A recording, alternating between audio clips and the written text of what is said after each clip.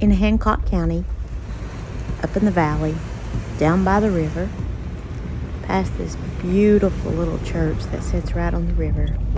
Up this one-car road, you'll find a place we affectionately call Hippie Joe's. And that's where I bought this box of tomatoes. Beautiful, clean, plump tomatoes.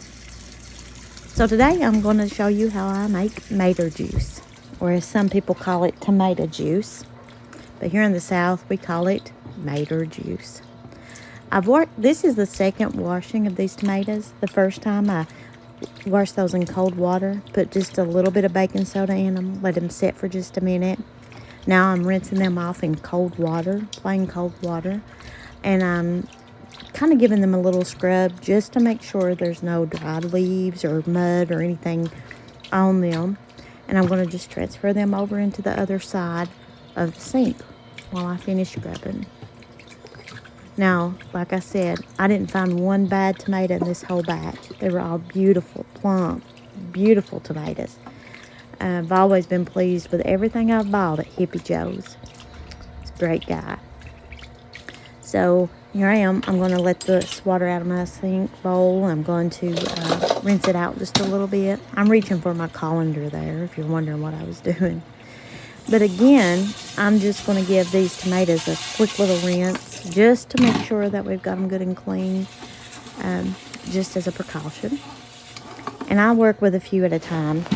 So I'm going to transfer some over to the colander. And I've got this little cutting station set up. And I'll show you how that is. I've got a kettle, I've got a trash bowl, and then I've got my tomatoes. I've also got this little paring knife that I use. It's a Rada, R-A-D-A, paring knife. My favorite knife of all times. Here I am coring out that little core. It's not a deep cut. Literally just taking the core out of it. I also cut that little bottom piece off just because I don't want it. And I'm always going to do most of the cutting of my tomatoes over the kettle to preserve any juice instead of letting it go down into my trash bowl. I cut the tomato in half, and I guess maybe each side I cut into fourths. And you can always tell a true Southern girl if she cuts a tomato toward her finger, toward her thumb. That's what I'm talking about here. Just be careful not to cut your thumb. But I think we're like, Southern ladies are like guitar pickers. Our thumb gets accustomed to that. But we always trim toward our thumbs for some reason. If you're not used to that, don't do it. But again, I'm showing you how I kind of cut those up into the kettle. Once I get the kettle full, I transfer that over to the stove. And as you can see, this is 10 minutes later on a medium-low heat.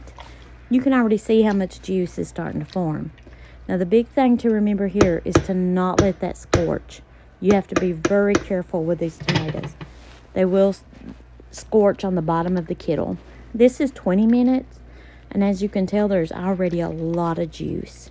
A good rule of thumb is when the skins of the tomato look like your thumbs after you've been soaking in the bathtub for a long time, they're at the place where they're starting to get a lot of juice extracted. I do let it come to a boil, and I keep stirring that often. And I do mean often. Every few minutes, stir that, and don't let anything stick to the bottom of the kettle. And you may have to adjust your heat depending on what type of kettle you're using. So here's the food mill that I used. I bought that off Amazon, like when Amazon was a new thing. And it's a cheap little food mill. Works great. They are nicer ones, like KitchenAid has one that's powered, and I'd love to have that. But as for now, this is what I got. You scoop the boiling tomato over, and then you start milling it down. And in a separate bowl, your juice. And here I have my kettle back, and I'm going to add that juice back into the kettle. Now, I ended up with a kettle and a half of just juice. And that's all that's going into this kettle is just juice. And I've got it on a medium-low heat. And I'm going to let this come to a boil again. Keeping it stirred, keeping it from scorching. Also, I've already washed my cans and lids and rings. 2 times in soapy hot water. I have sterilized them in a kettle for 10 minutes on boiling once they start boiling. Here I'm just kind of sloughing off some of that stuff that floats to the top. And that is what I had left over after all the tomatoes. That's all the trash that was left. This is the canning salt I use. It's pickling canning salt. That's my favorite. Now, as you can see, the juice is coming to a boil. Keeping that stirred, keeping it from scorching is so important. I'm putting a tablespoon and a half of salt into a quart jar. Now remember, I've already sterilized these jars and they're ready to roll. And I have a funnel. Oh, it's my best friend. I love that funnel. And I'm going to scoop over the tomato juice into the jars. This is an old ladle I found at a yard sale. I used the far out of it. But just pour your juice in. Careful and not burn yourself. Remember, it is hot.